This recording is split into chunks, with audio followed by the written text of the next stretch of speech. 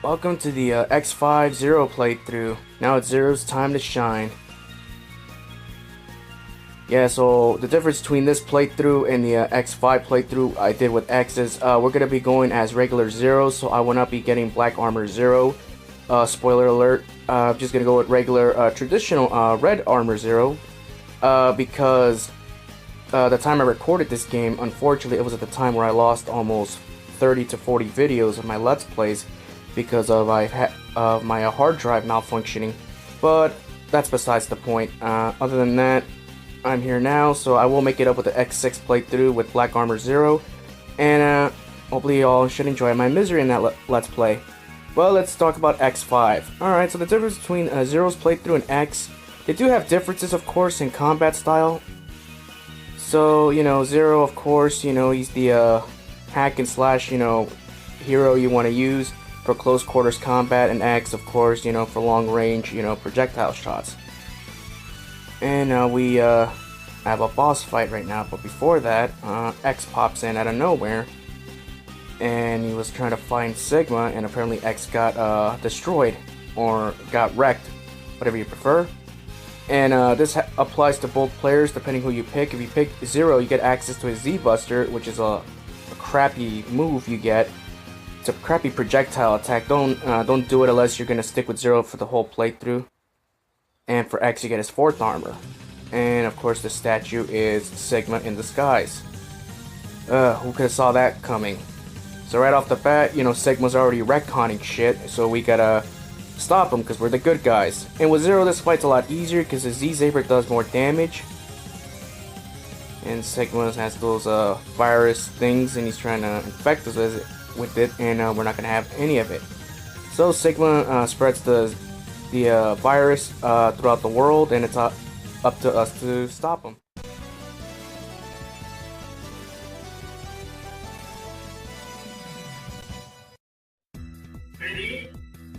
Alright, and we're in the first stage, which is Grizzly Slash's stage. This should be the stage you should always go first because you get a free E-Tank right here, and Grizzly Slash is actually the easiest Maverick to take out in this game.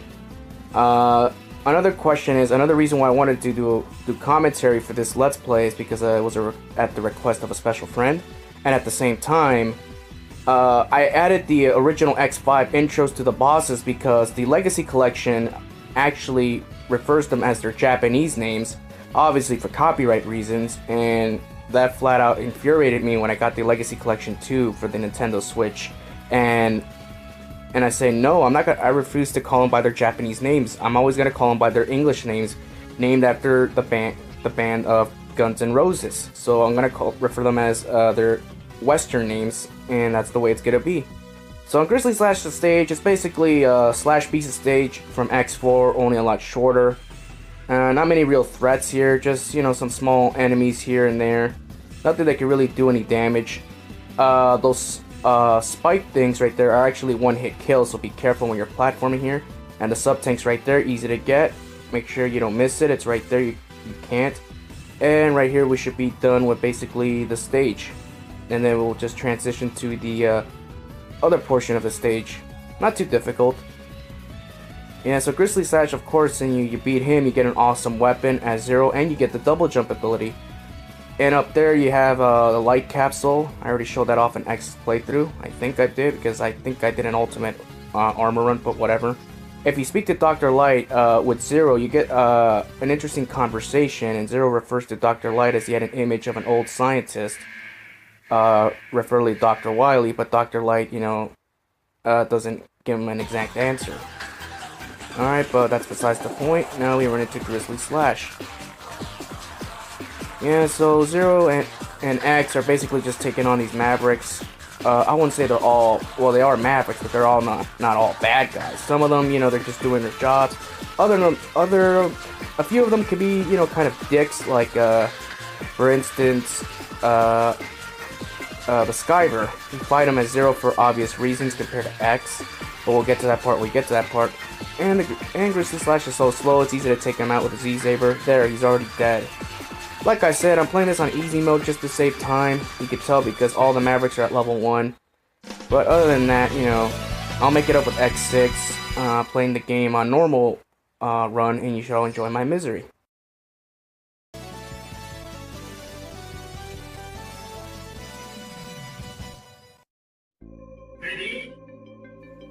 Alright, now we're in the second stage of this game, and now we go after Duff Mcwhalein. And yes, unfortunately, this stage has so much backtracking. This is the main reason why I do not have time to backtrack. So, for the sake of moving things a lot faster, we're just gonna go through this stage only once, and that's it as Zero. You know, for Zero, actually, you only have to backtrack twice for this stage. To get the heart piece, you need Squid Adler's weapon in order to get to that heart piece. But for X, you need the Gaia armor. Or the Falcon armor, but for that you gotta complete other pieces of the armor, which is stupid. But we'll get to that when we get to that. Yeah, so for Duff Mcwhalein, it's an auto-scroller, so you really can't do much to speed up the process. Yeah, so what I was trying to say is, for this stage, also, I picked the original beta version of Duff Mcwhalein's theme, and I honestly think it sounds better than the Bubble Crab remix. The Bubble Crab remix, it's not really a lazy job done by Capcom, it's just that they found it more fitting because this was supposed to be the final X game in the franchise, but then X6 happened, and then we'll get to that when we get to that. But the original, the theme we're listening to right now is the beta version of Duff Mcwhalein's stage, and it sounds pretty damn good. I'm assuming they also did the audio change just because, you know, they found the theme a little bit too creepy, because it sounds like you're like way underground in the ocean, and it sounds, you know, and there's a lot of scary things down there. So I could kind of understand why they did the change, but for me, for the first half of the stage, we'll listen to the original theme, and then I'll transition to the Bubble Crab remix after we get done with the second mini boss. Yeah, so right here, we're just avoiding a giant laser. Not a big deal. Look how exciting this is. No, it's not. It's boring. Yeah, but this stage is really easy. So with Grizzly Slash's weapon, you get that giant crescent beam attack, but I don't need to use it right now because I'm Zero. I'm awesome. Oh, there it is. And you also get a double jump too from going after Grizzly Slash right off the bat, so that's really cool for Zero. They get a cool, overpowered Z-Saber crescent slash attack, but you also get a double jump.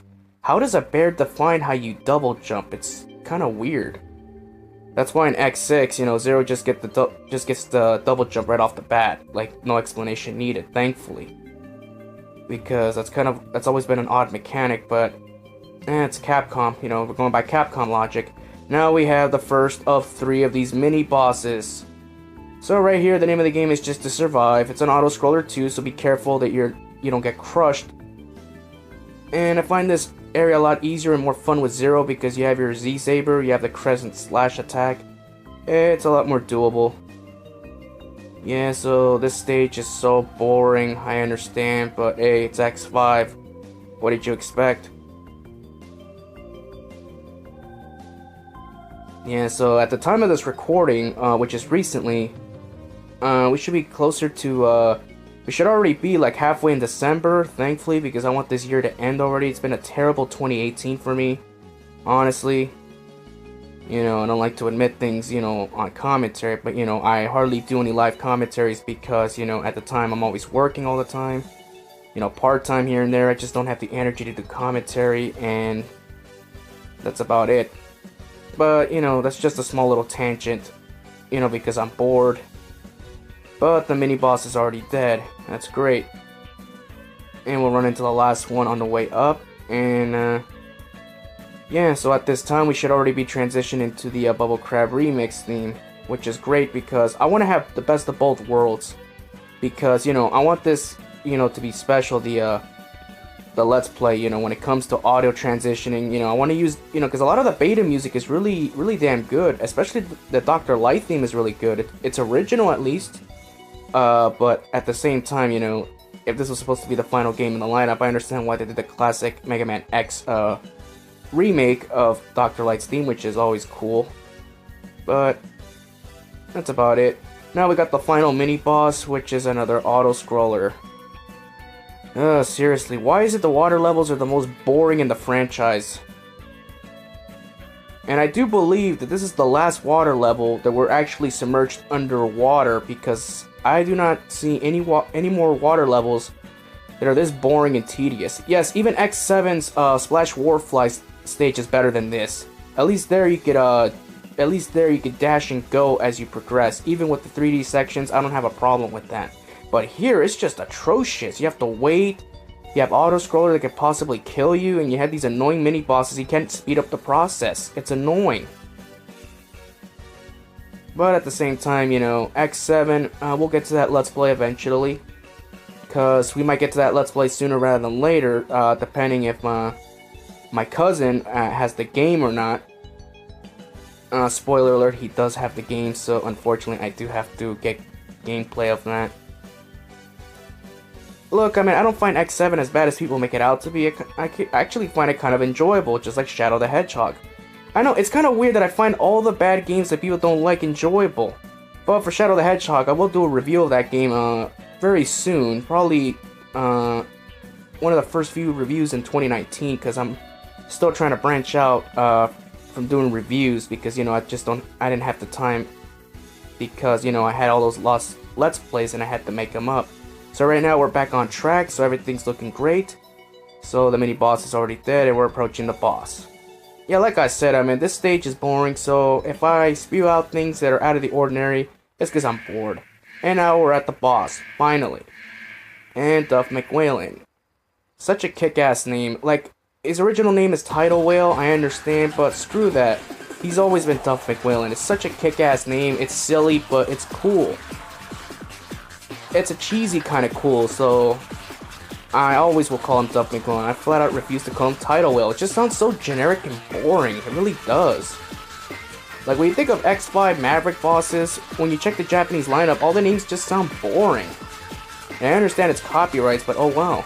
And Duff Mcwhalein's already dead. Easy as that. Yeah, it's a shame. Hell, the stage was more of an obstacle than the boss itself. I understand there's spikes on the side, but hey, that's the way it is. You know, the boss fights are lame later.